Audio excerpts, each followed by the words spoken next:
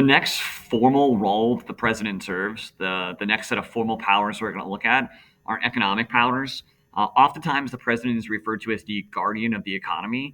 And keeping this in like business terms, we previously talked about that most companies have like CEOs that like do the day-to-day managing of like the people in a company. CFOs, a chief financial officer for a company, basically manages the company's finances, right? And the president's largely responsible for helping to manage the finances of the country as a whole.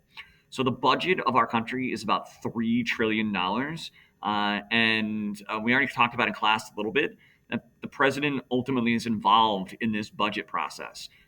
He tries to put pressure on Congress to devote money to programs that he supports.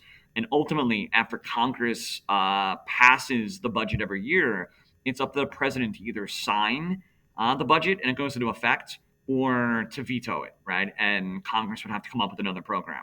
So the president is definitely, along with Congress, involved in the budget making process for the country.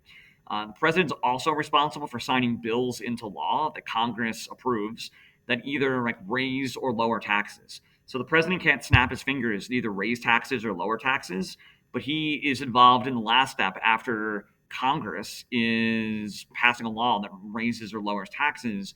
The last phase is for the president to sign that into law. So the president also deals with like taxation stuff, right? And the president can develop, along with the people that work for them, economic programs that are submitted to Congress and that Congress can take into consideration and either pass as a law or not.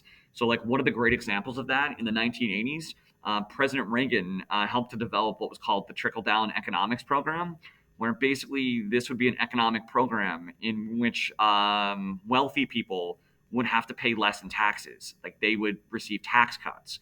And the theory behind this was that if the wealthy were spending less in taxes and they had more income, that they would reinvest that income in society, right?